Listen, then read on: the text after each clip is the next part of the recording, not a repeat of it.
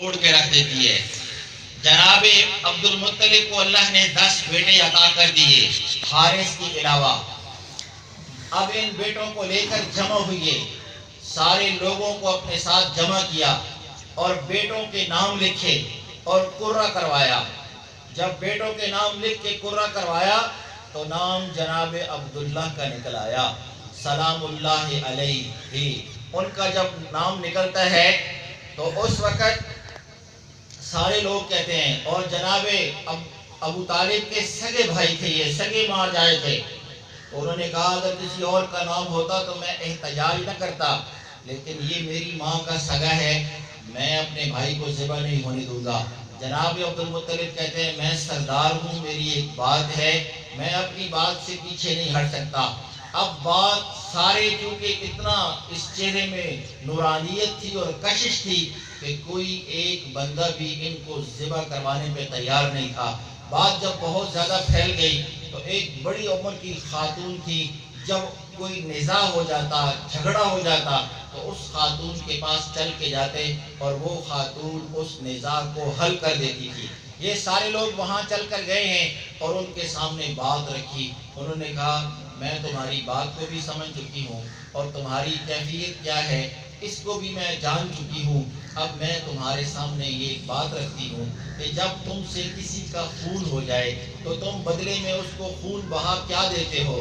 تو انہوں نے کہا 10 اونٹ کا، ایک طرف 10 اونٹوں کا نام لکھو، ایک طرف جناب عبداللہ کا نام لکھو، اگر تو 10 اونٹوں کا نام نکل آئے تو 10 اونٹ ذبح کر دینا، اگر 10 اونٹوں کا نام نہ نکلے تو 10 اونٹ اور بڑھا دینا، 20 اونٹ لکھ دینا، ایک طرف عبداللہ کا نام لکھ دینا، ان میں قرہ کرنا، یوں اس ترتیب سے اس کو بڑھاتے جاؤ، جب نام اونٹوں کا نکلے اتنے اونٹ ذبح کر کے جناب عبداللہ کی جان بخشی کر دو۔ تو میرے پاک آقا صلی اللہ علیہ وسلم نے فرمایا انا ابن الذبیحین، ایک نام میرا انا محمد و احمد و ماہی و حاشر و ابو القاسم و طٰہٰ و یاسین، یہ میرے نام ہیں، اور ایک نام میرا ابن الذبیحین ہے، میں 2 ذبح ہونے والوں کا بیٹا ہوں۔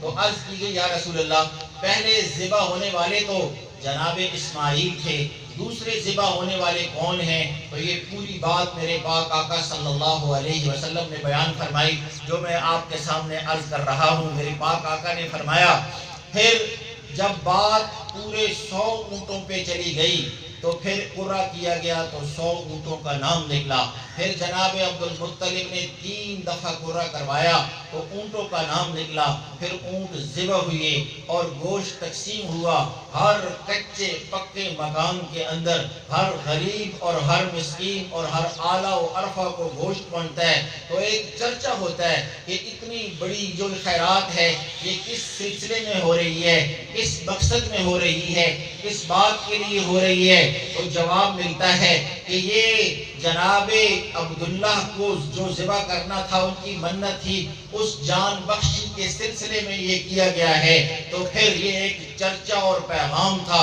جو اللہ نے اپنے حبیب صلی اللہ علیہ وسلم کے والد کا کروایا۔ پھر جناب عبداللہ کو لے کر جناب عبد المطلب ان سے بات کرتے ہیں، بیٹا میرا دل کرتا ہے کہ میں تجھے لے کر جاؤں اور تیری شادی کرواؤں، اور فلاں قبیلے کی طرف میرا رجحان ہے، میرے دل کا اس طرف میلان ہے۔ تو انہوں نے کہا مجھے آپ کی بات قبول ہے، میں آپ کے ساتھ چلوں گا۔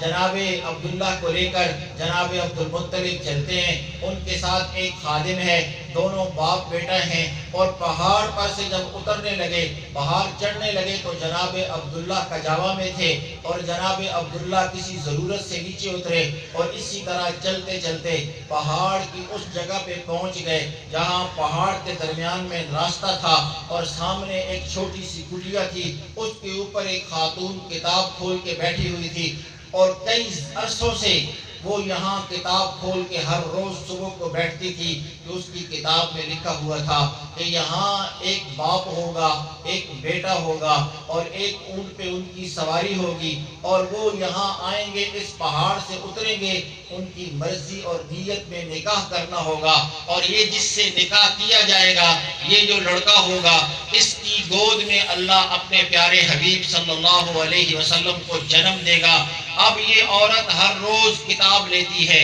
اور بیٹھ جاتی ہے. آج جب یہ بیٹھی ہے تو اس کو نظر آیا کہ اس کا نصیب جاگ اٹھا ہے. یہ وہی جوڑی ہے جو وہ کتاب میں ہر روز تلاش کرتی تھی.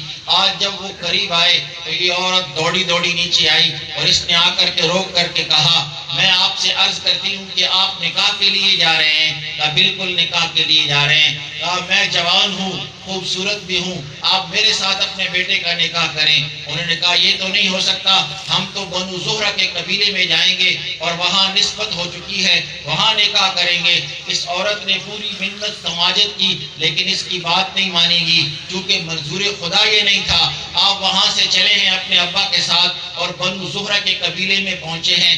بنو زہرہ, زہرہ کا معنی ہے تر و تازگی والا, اور آپ کی اماں کا نام ہے آمنہ.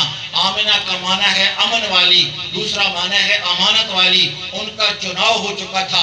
باپ کا نام ہے عبداللہ, اللہ کے بندے عبدیت والے. آپ کا پیارا نام ہے محمد صلی اللہ علیہ وسلم, جس کی پوری جگ تعریف کرے. ان کے ساتھ آپ کا چناؤ ہو چکا ہے. وہاں پہنچے ہیں, 3 دن کا قیام کیا ہے, نکاح ہوا ہے, رخصتی ہوئی ہے, واپس آنے لگے. ایک طرف جناب عبداللہ بیٹھے ہوئے ہیں, دوسرے طرف بی بی آمنہ بیٹھی ہوئی ہیں, اور اوپر کپڑا ہے پالان کے اوپر. یہ عورت اترتی ہے. اس کو جناب عبدالمطلب نے منع کیا کہ پہلے تو نے ہمیں بڑا پریشان کیا, اب ہمیں نہ روک, ہماری جو مرضی تھی وہ ہم کر چکے ہیں. کہا یہ نہیں ہے, میں اس عظیم خاتون کی, اس مبارک خاتون کی, اس عرفہ و اعلیٰ کی زیارت کرنا چاہتی ہوں کہ جس کی گود میں نبی رحمت للعالمین صلی اللہ علیہ وسلم آئیں گے. میں اس رحم کی ان کو مبارک دینے لگی ہوں. یہ عورت آتی ہے, کپڑا ہٹاتی ہے, کپڑا ہٹا کر کے زیارت کر کے کہتی ہے کہ آپ کو مبارک ہو, آپ نبی دو جہاں صلی اللہ علیہ وسلم کی اماں بنیں گی. یہ پہلی خوشخبری تھی جو اماں آمنہ کو ملی. پھر حضور پاک صلی اللہ علیہ وسلم کی اماں جان اور آپ کے ابا جان گھر آئے. جناب عبداللہ گھر کے اندر موجود ہیں. پہلا مہینہ گزر چکا ہے, آدم علیہ السلام کی زیارت ہے. دوسرا مہینہ ہے نوح علیہ السلام کی, شیث علیہ السلام کی زیارت ہے. تیسرا مہینہ ہے نوح علیہ السلام کی زیارت ہے. چوتھا مہینہ ہے جناب ابراہیم علیہ السلام کی زیارت ہے. پانچواں مہینہ ہے جناب اسماعیل علیہ السلام کی زیارت ہے. چھٹا مہینہ ہے جناب موسیٰ کلیم اللہ کی زیارت ہے. ساتواں مہینہ ہے جناب ہارون علیہ السلام کی زیارت ہے. آٹھواں مہینہ ہے جناب روح اللہ کی زیارت ہوتی ہے. اور سارے آپ کو خوشخبری دیتے ہیں اور یہ پیغام دیتے ہیں کہ آپ نبی آخر الزماں کی اماں بننے والی ہیں. اور اسی اثناء میں حضور پاک صلی اللہ علیہ وسلم کے ابا جان جب 6 مہینے کا کامل وقت گزرتا ہے ان کی وفات ہو جاتی ہے. اور آپ کو کام کے لیے آپ باہر نکلتی تھی. اس وقت شریعت کا قانون عدت نہیں تھی تو باہر نکلتی ہیں اور کسی نے بتایا بی بی آمنہ, اماں آمنہ کی ساس کو کہ آپ کی بہو خوشبو لگاتی ہے, ان کو روکیں, یہ خوشبو نہ لگائیں. انہوں نے کہا میں اپنی بہو کو دیکھتی ہوں وہ بڑی دکھیاری ہے, لیکن میں اس کے لیے کوئی ہیلا کروں گی, کوئی کوشش کروں گی. انہوں نے ان کے سسر سے کہا جناب عبدالمطلب سے کہ آپ کسی ایسی طریقے سے بیٹی کو سمجھائیں کہ وہ خوشبو نہ لگائے, کیونکہ یہ بڑا خاندان ہے, لوگ باتیں کرتے ہیں. تو جناب عبدالمطلب نے اماں آمنہ کو بلایا. بی بی آمنہ کو بلا کر کے بڑے لاڈ اور پیار سے آپ نے ان کے سامنے بات رکھی. کہا بیٹا میں اس بات کو ناپسند کرتا ہوں, لوگ کرتے ہیں, جن کی وجہ سے میں مجبور ہوں, تو میرا بیٹا خوشبو نہ لگایا کر. اتنا کہنا تھا کہ وہ سارے ضبط کے بندھن ٹوٹ گئے اور اماں آمنہ فرمانے لگی, اپنے باپ کے سامنے عرض کرنے لگی, سسر کے سامنے, ابا جان آپ مجھ سے یہ پوچھتے ہیں تو خوشبو لگاتی ہے, آپ مجھ سے یہ کیوں نہیں پوچھتے کہ تجھے خوشبو لا کے دیتا کون ہے؟ جب عبداللہ نہ رہے تو میں نے خوشبو کس کے لیے لگانی ہے؟ اگلی بات سنیں کہ میں جب صبح اٹھتی ہوں میرے بدن سے ہر روز آنے والی نئی صبح نئی خوشبو لاتی ہے, اور جو میرے آنے والی شام ہوتی ہے وہ نئی خوشبو لاتی ہے۔ اس سے آگے سنیں کہ وہ کیا بیٹی، کہ جب میں باہر نکلتی ہوں تو میرے سامنے یہ اونچی نیچی جگہ اور یہ اونچے اونچے پہاڑ یہ میرے سامنے ایسے بچھ جاتے ہیں جیسے چٹیل میدان ہو۔ میرے پاؤں کے نیچے اگر کوئی نوکیلا پتھر آ جائے تو وہ ایسے نرم ہوتا ہے جیسے روئی کا گالا ہو۔ اور تو اور میری سہیلیوں سے پوچھے، جب میں پانی بھرنے کنویں کی مڈیر پہ جاتی ہوں، میری سہیلیاں وہاں رسی اور ڈول ڈال کے پانی نکالتی ہیں۔ جب میں پانی بھرنے جاتی ہوں جیسے میرے پاؤں کنویں کی مڈیر پہ ہوتے ہیں، این اسی وقت پانی کنویں کے کنارے اور مڈیر پہ آ جاتا ہے۔ پھر میں ڈول آگے کرتی ہوں تو میں بھرنے کے لیے مجھے ڈول بھر کے کوئی دے دیتا ہے۔ اور سنیں، پہلے مہینے میں زیارت ہوئی تھی آدم علیہ السلام کی، جو میں نے پہلے بیان کیا۔ یوں آپ بیان کرتے چلے گئے تو سیدنا عبد المطلب کہنے لگے، میری بیٹی میں نے بھی ایک خواب دیکھا اور کئی مرتبہ دیکھا کہ میری کمر میں سے ایک زنجیر نکلتی ہے جو سونے کی زنجیر ہے، اور وہ زنجیر جب آگے بڑھتی ہے تو وہ شاندار جاندار درخت بنتا ہے، اس کے ساتھ پھل پھول لگتے ہیں اور وہ قداور ہے، تناور ہے، اور ایک حسین و جمیل جوان ہے جو اس درخت کی حفاظت کرتا ہے۔ اس کے ساتھ لگنے والے پھل چمک گئے اور جو ٹوٹ گئے وہ جل گئے۔ تو میں نے جا کر کے ایک بڑے ماہر علم خواب کے تعبیر و رویا کے ماہر سے میں نے پوچھا تھا کہ تو تعبیر کا معبر ہے، مجھے بتا کہ یہ اس کا کیا معنی ہے اور یہ کیا خواب ہے۔ انہوں نے کہا تھا، تیری صلب میں آنے والا، تیری نسل میں آنے والا، تیری اولاد میں آنے والا ایک ایسا نورانی اور مبارک بچہ آئے گا جو صاحب شریعت ہوگا، اور جس جوان کو تو دیکھتا ہے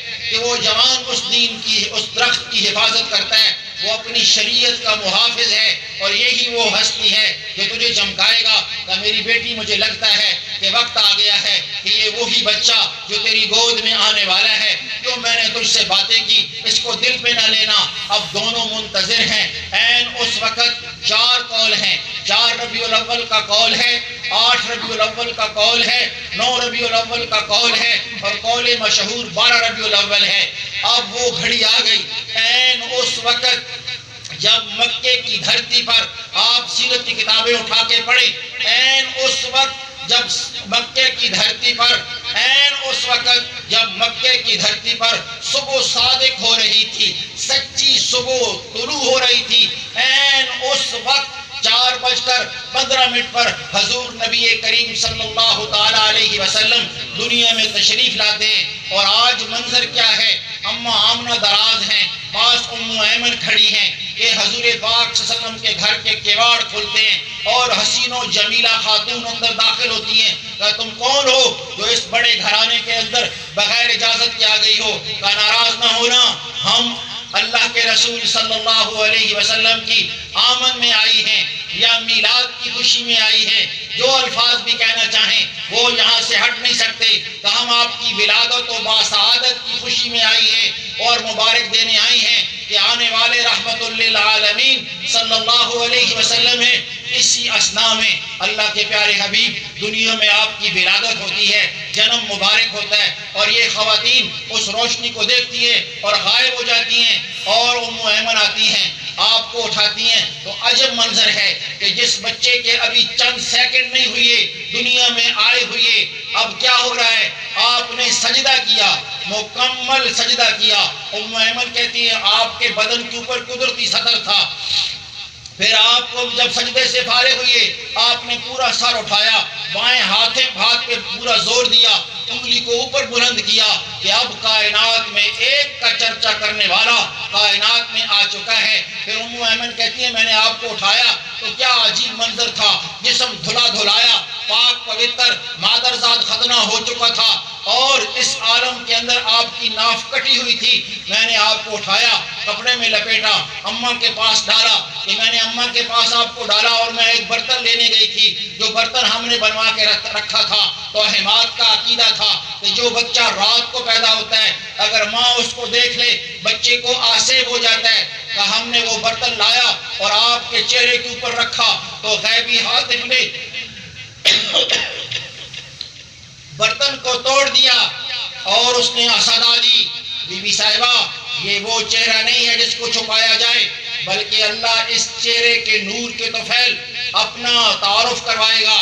آپ کو اماں آمنہ نے اٹھایا اور گودی میں ڈالا تو ان کو ایسے لگا جیسے مکان کی چھت پھٹ گئی اور کوئی چیز نیچے ابر کی صورت میں جیسے دھند ہوتی ہے ایسے اترنا شروع ہو گئی، اور آپ کو اماں کی گود میں سے اٹھایا اور مکان کے اندر پھرانا شروع کر دیا، اور اس دھند میں سے اس ابر میں سے آواز آتی ہے طوفوا بہ مشارق الارض و مغاربہا، اس بچے کو مشرق اور مغرب کی سیر کرواؤ، لیعرفوا باسمہ و صورتہ و نعتہ، تاکہ دنیا ان کی صورت کو، سیرت کو، عادات کو، اطوار کو، اخلاق کو، اعمال کو، سیرت کو، کردار کو، ہر چیز کو پہچان جائے۔ اوتوہ خلق آدم، ان کو آدم علیہ السلام کے اخلاق دو، ومعرفت شیث، شیث علیہ السلام کی معرفت دو، وخلتہ وشجاعت نوح علیہ السلام کی شجاعت دو، وخلتہ ابراہیم، ابراہیم علیہ السلام کی دوستی دو، وفصاحت صالح علیہ السلام کی فصاحت دو، وحکمت لوط علیہ السلام کی حکمت دو، وحب دانیال علیہ السلام کی محبت دو، ووقار الیاس علیہ السلام کا وقار دو، وجمال یوسف علیہ السلام کا جمال دو، ولحن داؤد علیہ السلام کی زبان دو، وشدت موسیٰ علیہ السلام کی شدت دو، وجہاد یوشع علیہ السلام کا جہاد دو، وعصمت یحییٰ علیہ السلام کی پاک دامنی دو، وزہد عیسیٰ علیہ السلام کا زہد دو، البسوہ فیہ اخلاق النبیین، جملہ انبیاء کے اخلاق کو جمع کر کے لباس بناؤ، اور وہ کرتا میرے حبیب کو زیب تن کراؤ، اور اخلاق پہ اتنا بلند کرو کہ میں اللہ عرشوں سے گواہی دوں کہ میرا حبیب انک لعلی خلق عظیم، اخلاق تیری سواری ہیں اور تو اخلاق پہ سوار ہے۔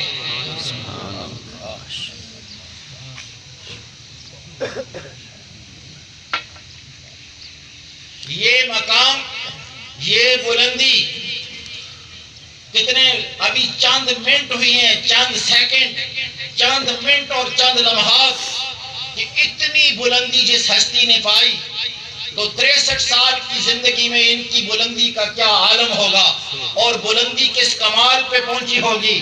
اس سے آگے سناؤں، اگلا دن آیا ہے، عورتیں آتی ہیں، عورتیں آ کر کے چھوڑ دیتی ہیں آپ کو، اس لیے کہ آپ یتیم ہیں، ہمیں یہاں سے کیا ملے گا۔ ادھر اللہ کی مرضی یہ ہے کہ یہاں وہ خاتون جھولی بھر کے جائے گی جس کا گھر پہلے خالی ہوگا، تاکہ پتہ چلے کہ انوار اور جمال کیا ہے۔ میرے پاک پیغمبر صلی اللہ علیہ وسلم کے 3 دن کامل گزر چکے ہیں، سب سے آخر میں بی بی حلیمہ آتی ہیں۔ حلیمہ کا معنی ہے حلم والی، اور ان کا قبیلہ ہے سعد بختوں والا۔ جب وہ داخل ہوتی ہیں تو ساری عورتیں جو بچے لے کے جا رہی ہیں وہ بتاتی ہیں حلیمہ مکے میں کچھ نہیں ہے، صرف ایک یتیم ہے۔ تو ادھر سے آواز آتی ہے یہ یتیم نہیں ہے، یہ در یتیم ہے۔ پھر جناب حلیمہ پہنچی اور انہوں نے طواف کیا بیت اللہ کا۔ طواف کرنے کے بعد وہ آ کر کے ملتزم کے پاس بیٹھتی ہیں اور وہاں دعا کرتی ہیں کہ یا اللہ اگر میرے مقدروں میں یہی یتیم لکھا ہے، میں خالی جھولی جانے کے بغیر میں اس یتیم کو ساتھ لے کے جاؤں گی۔ اماں حلیمہ آئیں اور انہوں نے آ کر کے طواف مکمل کر کے دعا کی۔ جناب عبد المطلب سے ملاقات ہوئی، کہا بیٹی کدھر سے آئی ہو؟ کہا بنو سعد کے قبیلے سے آئی ہوں۔ کہا کس لیے آئی ہو؟ کہا بچہ لینے آئی ہوں۔ کہا یہ بتاؤ تمہارا نام کیا ہے؟ کہا میرا نام حلیمہ ہے۔ کہا آ جاؤ، تیرا قبیلہ بختوں والا، تیرا نام حلم والا، میری بہو آمنہ امن والی، ان کا قبیلہ زہرہ تر و تازگی والا، بنی ہاشم مکے پہ راج کرنے والا، میں نے جو بیٹا تجھے دینا ہے اس کا نام ہے محمد، جس کی ہر کوئی تعریف کرے۔ میرا بیٹا تھا جو دنیا سے چلا گیا، اس کا نام تھا عبداللہ، اللہ کا بندہ۔ تیرے بیٹے کا نام عبداللہ، تیرے شوہر کا نام حارث۔ آجا بیٹی تجھے میں بچہ ملواؤں۔ اماں حلیمہ اندر داخل ہوتی ہیں کہ ایسے کپڑا آپ کے چہرے انور پہ ڈالا ہوا ہے اور اس میں سے ایک لو پھوٹتی ہے، اس میں سے ایک روشنی پھوٹتی ہے۔ ایسے جب کپڑے کو اماں حلیمہ نے ہٹایا تو ان کو ایسے لگا جیسے ان کے جسم میں کوئی چیز داخل ہو گئی ہے۔ ان کو اٹھایا اور اپنی چھاتی پہ ڈالا، جیسے چھاتی پہ آپ صلی اللہ علیہ وسلم کے منہ مبارک کا لگنا تھا، جسم کے سارے درد غائب، ساری بے چینی غائب، ساری تکلیف غائب۔ آپ نے جی بھر کے ایک طرف سے پیا، اماں نے جب دوسری طرف ڈالا تو میرے پاک آقا صلی اللہ علیہ وسلم نے اپنا مبارک نمنا ہاتھ اٹھایا اور منہ پر رکھ کر کے اعلان کیا بزبان حال، اماں محمد لوگوں کو حق دینے آیا ہے، حق کھانے نہیں آیا، یہ میرے بھائی کا حق ہے، یہ میں کیسے قبول کر سکتا ہوں؟ آج کے دن آپ نے بھی دودھ پیا، بیٹے عبداللہ نے بھی پیا، شوہر نے بھی آج کے دن ٹھنڈک محسوس کی، راحت کی نیند پائی۔ اگلے دن نکلنے لگے، سواری پہ بیٹھتے ہیں، آگے عبداللہ بیٹھتا ہے، حارث بیٹھتا ہے، پیچھے اماں حلیمہ بیٹھتی ہیں، ہمارے پاک آقا ان کی گود میں ہیں، سواری چلتی نہیں، وہ نیچے اترتے ہیں سواری کو ہانکنے کے لیے کہ سواری تیزی سے چل پڑتی ہے، تو بی بی حلیمہ کہتی ہیں سوار سواری کی کمر پہ آتا ہے، سواری پہچان جاتی ہے کہ میرا سوار صحیح آ گیا ہے، اب آپ پیچھے بیٹھیں ہم آگے بیٹھتے ہیں۔ ایک دن میں اتنا سفر کیا جتنا 3 دن میں سفر ہوتا ہے، اور جب آخری سوارہ کو بی بی حلیمہ کاٹ رہی تھی تو وہ عورت کہنے لگی حلیمہ تو نے مکے میں جا کر کے سواری تبدیل کی ہے، تو اماں حلیمہ نے جو الفاظ فرمائے وہ تاریخ و سیرت میں سنہری حروف کے ساتھ لکھے ہوئے ہیں۔ آپ نے فرمایا میں نے سواری تبدیل نہیں کی، میں نے سوار تبدیل کیا ہے کہ جس کی برکت سے یہ منظر ہے۔ پھر گھر میں آئی تو دیکھا بچیاں کہتی ہیں اماں ہماری وہ بکریاں جن کے تھنوں میں دودھ نہیں تھا لبالب بھرا پڑا ہے۔ اگلے دن ایک منظر کچھ دنوں کے بعد بی بی شیمہ نے دیکھا، وہ کیا منظر تھا کہ آپ بکریوں کو لے کر باہر گئیں، ساتھ ہمارے پاک آقا کو لے کر گئیں۔ آج کے دن لوگوں کی بکریاں چرتی تھیں، ہم ان کی بکریاں صرف حضور پاک کے چہرے کا دیدار کرتی تھیں، اور ان کی بکریاں چر کے بھوکی آئیں، ان کی بکریاں دیدار کر کے پیٹ بھر کے آئیں۔ اس موقع پر میں ایک جملہ کہا کرتا ہوں، سنو بکریوں نے پیٹ بھر لیا دیدار کر کے، جس صدیق نے، جس فاروق نے، جس عثمان غنی نے، جس حیدر کرار رضی اللہ تعالی عنہم اجمعین، اور وَكُلًّا وَعَدَ اللَّهُ الْحُسْنَى جنتی ہونے کا سرٹیفکیٹ جن کو دنیا میں ملا، حضور پاک کے صحابہ وہ کس کمال پہ پہنچے ہوں گے، کس ترقی پہ پہنچے ہوں گے، کس عروج پہ پہنچے ہوں گے، اور اتنا عروج پایا دنیا میں، کائنات میں کسی نبی کے ساتھ اس کا کوئی ساتھی دفن نہیں ہے، فقط ہمارے پاک آقا صلی اللہ علیہ وسلم کو یہ مقام اور ان کے ساتھیوں کو یہ درجہ حاصل ہے کہ وہ جنت میں آپ کے ساتھ مدفون ہے۔ میرے بھائیوں، میرے دوستوں، میرے عزیزوں، پھر اس کے بعد بہت سارے واقعات ہیں جو عجائب و غرائب سے بھرے ہوئے ہیں، اور اس ساری گفتگو تک جانے کے لیے کئی گھنٹوں کی مسلسل نشست چاہیے، اور وقفے وقفے سے اس کا بیان چاہیے۔ یہ آپ اپنے علماء سے سنتے رہیں گے۔ پھر کمال عروج پانے کے بعد جب عمر مبارک 63 سال ہوئی تو حضور نبی کریم صلی اللہ تعالی علیہ وسلم اب دنیا سے جانے کا وقت آ چکا ہے۔ جبرائیل حاضر ہوتا ہے، اجازت مانگتا ہے، اور وہ حدیث پاک جو میں نے پڑھی وہ آپ کو اس کے سامنے پیش کی، اشما شئتا فإنک میت، اے پاک آقا جتنا دنیا میں رہنا چاہیں رہ لیں، آخر آپ کو دنیا چھوڑنی ہے۔ آپ نے فرمایا مجھے وہاں جانے کا کوئی خوف نہیں، وہاں کوئی غم نہیں، جو کچھ چھوڑ کے جا رہا ہوں اس پر مجھے کسی قسم کا غم نہیں، لیکن مجھے یہ بتاؤ میرے جانے کے بعد میری امت کے ساتھ کیا کیا جائے گا۔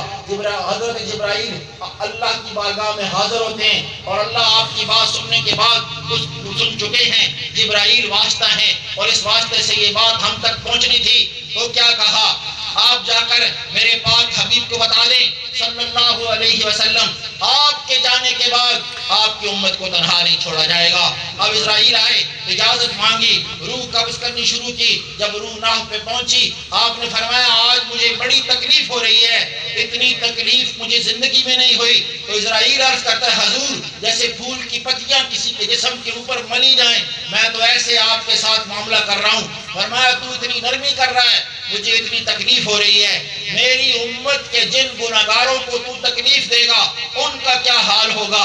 میری ایک درخواست ہے کہ جتنی تکلیف تو نے میری امت کے گناہگاروں کو دینی ہے، اکٹھی میں محمد الرسول اللہ صلی اللہ علیہ وسلم کی چھاتی پر پوری کر دے، میری امت میں سے کسی کو تکلیف نہ دینا۔ اسی عالم میں آپ کا جب سانس مبارک کا رب تھوڑا رہتا ہے تو آپ نے یہ فرمانا شروع کر دیا، لوگو الصلاۃ الصلاۃ الصلاۃ ما ملکت ایمانکم، نماز اور بندوں کو ساتھ زیادتی نہ کرنا۔ نماز پکی کرنا کہ اللہ کے ساتھ تعلق نہیں بنتا نماز کے بغیر. اور سنو بندوں کے ساتھ مہربانی کرنا کہ بندوں کے ساتھ اچھا تعلق نہیں بنتا مہربانی کے بغیر. آج ظلم کی بھٹی تپ چکی ہے. آج ہر طاقتور ہر اپنے سے کمزور کو پیس رہا ہے. آج ہر طاقتور آج ہر زور آور کمزور کے اوپر حاوی آتا ہے. اس کے جذبات کا خون کرتا ہے. اس کے ساتھ ظلم و زیادتی کرتا ہے. مال اس کا ہتھیا سکے تو ہتھیاتا ہے. عزت برباد کر سکے تو کرتا ہے. لیکن ایک دن آئے گا جب مظلوم کا وکیل اور جب مظلوم کا مقدمہ اللہ کا پیارا حبیب صلی اللہ علیہ وسلم لڑے گا.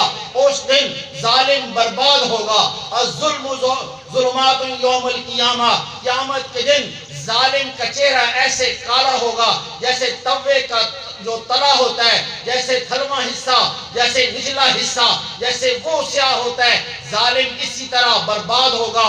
سنو ظلم صرف یہ نہیں ہے کہ کسی کی جیب کاٹ لینا, گالی دینا ظلم, کسی کی غیبت کرنا ظلم, کسی سے حسد کرنا ظلم, کسی کے عیب چننا ظلم, کسی کو مال کی تکلیف دینا ظلم, کسی کی بیٹی بہن کی آبرو برباد کرنا ظلم, کسی کی زمین ہتھیا لینا ظلم. اور سنو جھگڑے لڑائیوں میں اپنی قوم برادری میں ظلم کا ساتھ دینا ظلم. یہ سارے کام آج کلمہ پڑھنے کے باوجود, حضور پاک صلی اللہ علیہ وسلم کی امت ہونے کے باوجود, چہروں پہ داڑیاں سجانے کے باوجود, سروں پہ پگڑیاں رکھنے کے باوجود, لمبے چوڑے جبے کبے پہننے کے باوجود, جو کام یزید نے, جو کام ابن زیاد نے, جو کام شمر نے, جو نمرود نے, جو شداد نے, جو فرعون نے, جو قارون نے, جو حمان نے کہے, امت محمدیہ کے بڑے بڑے چنگے لوگ یہ کام کرنے کے باوجود اپنے آپ کو یہ سمجھتے ہیں کہ ہم جیسا کوئی نیک پارسا نہیں ہے.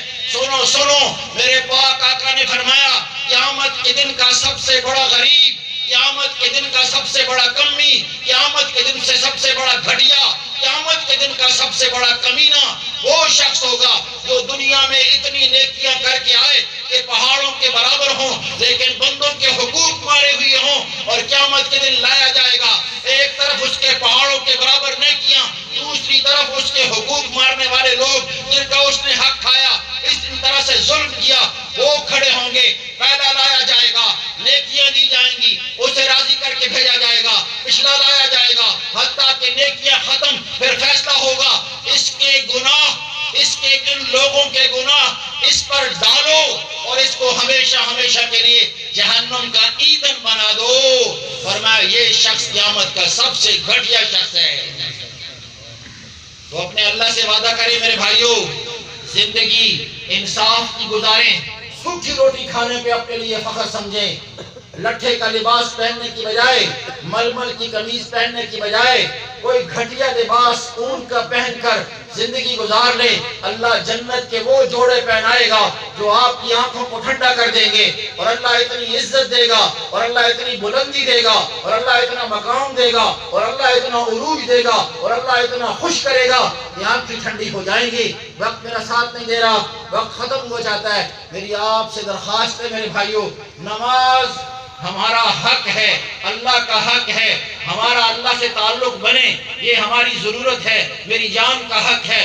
نماز کے بغیر اللہ سے دوستی نہیں ہو سکتی, نماز کے بغیر اللہ سے دوستی نہیں ہو سکتی. کہ اللہ کے پیارے حبیب صلی اللہ علیہ وسلم اتنی لمبی نماز پڑھتے تھے کہ آپ کی پنڈلیوں میں ورم آ جاتا تھا, ورم آ جاتا تھا. ایک فتنہ ہے, فتنہ جو پوری دنیا میں بڑے زور و شور سے یہ کہہ رہا ہے کہ یہ نماز تو حضور سے ثابت نہیں, جنہیں پرویزی کہتے ہیں, منکرین حدیث کہتے ہیں, غلام احمد پرویز کے چیلے, وہ لوگوں کو بھٹکاتے اور لوگوں کو گمراہ کرتے ہیں کہ یہ نماز تو ہے ہی نہیں, حدیث تو حضور کے زمانے میں تھی ہی نہیں. ایک گمراہ ٹولہ یہ ہے. ان ظالموں سے بچو, ان سے بچنے کی ترتیب یہ ہے علماء کے ساتھ رہو, علماء کے ساتھ تعلق بناؤ, مسجد کے ساتھ دوستی بناؤ, مدرسوں کا جال بچھاؤ, مدارس کی خدمت کرو, مدارس میں اپنی جان مال وقت ساری چیزیں پیش کرو. اور میں اکثر کہا کرتا ہوں, آج بھی آپ سے کہہ دیتا ہوں, کوئی ایک تو میری بات لے لے گا, آپ اپنے بچوں کو جو کھانا کھلاتے ہو وہ زکوٰۃ کا کھلاتے ہو, صدقے کا کھلاتے ہو, فطرانے کا کھلاتے کھلاتے ہو، عشر کا کھلاتے ہو، قربانی کی چرمہائے قربانی سے کھلاتے ہو، اپنے بچوں کے لیے اعلیٰ سے اعلیٰ کھانا کوشش کرتے ہو لانے کا، اپنی کمائی جان توڑ کر کے لانے کا، اور جو بچے قرآن پڑھتے ہیں اور اللہ نے انہیں تمہارے علاقے میں بھیجا ہے ان کو اپنی اس کمائی میں سے حصہ دو جس کمائی میں سے اپنے بچوں کو دیتے ہو، ان کے لیے بھی اعلیٰ لباس سوچو، ان کے لیے بھی اچھی رہائش کا سوچو۔ سنو، یہ کام تم کرو گے عرش والا تمہیں اتنا نواز دے گا، عرش والا تمہیں وہاں سے دے گا، عرش والا اتنی برکت کرے گا کہ تم سوچ بھی نہیں سکو گے۔ تو بھائیو، مدرسوں کے ساتھ تعلق، مساجد کے ساتھ تعلق، علماء کے ساتھ تعلق، یہ ہماری ضرورت ہے۔ آپ چائنا کے پی کے میں وہاں اکثر جاتا رہتا ہوں، وہاں علماء کی شان، پروٹوکول اور تقدس دیکھے۔ یہ پنجاب انگریز کی خاص محنت کا گڑھ رہا ہے اور ہندوانہ راج رہا ہے۔ ہمارے نزدیک مولوی کمی ہے، داڑھی رکھنا عیب ہے، پگڑی پہننا ظلم ہے، یہ جو سنت کے مطابق لباس ہے یہ پہننا مذاق ہے، لیکن یہ سارے کام اگر کوئی غلط سمجھتا ہے تو وہ حرام سوچ کا مالک ہے، اس کو دن قیامت کے حضور پاک کی شفاعت قطعاً نصیب نہیں ہوگی۔ داڑھی رکھو، سجا کے رکھو، اس کو تیل لگاؤ، سنوارو۔ حدیث پاک میں آتا ہے من کان لہو زیفن من کان لہو شعرن فلیکرمہ، جو داڑھی کے بال رکھے، سر کے بال رکھے، اس کے ذمہ ہے اس کا اکرام کرے، سجا کے رکھے۔ داڑھی کو ٹشو پیپر نہیں ہے کہ اسی پر حلوہ مل دیا، اسی پہ سالن مل دیا، اسی پہ دودھ والے ہاتھ مل دیے۔ داڑھی خوبصورت رکھیں، لباس خوبصورت پہنیں، ٹوپی خوبصورت پہنیں، اور پھر لوگوں کی ملامت کی پرواہ نہ کریں۔ یہ سمجھیں میں فرش پہ اللہ کے پیارے حبیب صلی اللہ علیہ وسلم کی نقل اتار کے پھر رہا ہوں۔ میں اللہ کو پسند ہوں کیونکہ اللہ نے کہا ہے جو میرے محبوب کی غلامی اختیار کرے گا وہ میرا پیارا ہے۔ آخری بات سنا رہا ہوں۔ سیدنا موسیٰ علیہ السلام جب دعا کی اور فرعون غرق ہوا، اس کی قوم غرق ہو گئی، سامنے ایک آدمی کھڑا تھا جو موسیٰ علیہ السلام جیسا جبہ پہنتا تھا، انہی جیسی داڑھی، انہی جیسی پگڑی تھا، وہ گناہگاروں میں سے، کافروں میں سے تھا۔ اللہ نے اس کو بچا لیا۔ تو یا اللہ اس کو کیوں بچایا ہے؟ اللہ نے فرمایا اس لیے کہ میرے موسیٰ اس نے تیری نقل اتاری ہوئی ہے۔ فرمایا اس سے تو مجھے بڑی تکلیف آتی تھی کہ یہ مجھے میرے کہتا میں موسیٰ ہوں۔ فرمایا کلیم اللہ تیری ہر بات مانیں گے، لیکن جس نے تیری شکل بنا لی ہم اس کو بھی ضائع نہیں ہونے دیں گے۔ تو جس نے حضور پاک صلی اللہ علیہ وسلم کی شبیہ مبارک اور ان کے چہرہ انور کی نقل اور اس طرز کی پگڑی اور اسی طرح تواضع اور اسی طرح اخلاق اور اسی طرح ساری صفات پیدا کرے گا تو اس کو اللہ آگ میں ڈالے گا۔ ہاں، دوسری بات جو میں نے پہلے عرض کی، یہ ہماری ضرورت ہے ہم ظاہر بھی بنائیں، باطن بھی بنائیں۔ اپنے اس چہرے کے سے کچھ لوگ ایسے بھی ہیں جن کے پاس یہ ساری چیزیں ہیں لیکن ان کی وجہ سے لوگ دین سے دور ہیں۔ ایسے اگر ہوں تو وہ توبہ کر کے زندگی کا نیا رخ رکھیں اور اللہ سے پناہ مانگیں، یا اللہ میں لوگوں کو تیرے دین کے قریب لانے کا ذریعہ بنوں، نہ کہ میری وجہ سے لوگ دین سے دور ہوں۔ اور توبہ کا در کھلا ہوا ہے، جو کرے گا اور جن کا حق مارا ہوا ہے ان کو دے دے گا یا معاف کروا لے گا، اللہ رحم فرما دیں گے۔ سارے بھائی نیت کرتے ہیں انشاءاللہ، درود پاک پڑھ لیں جی۔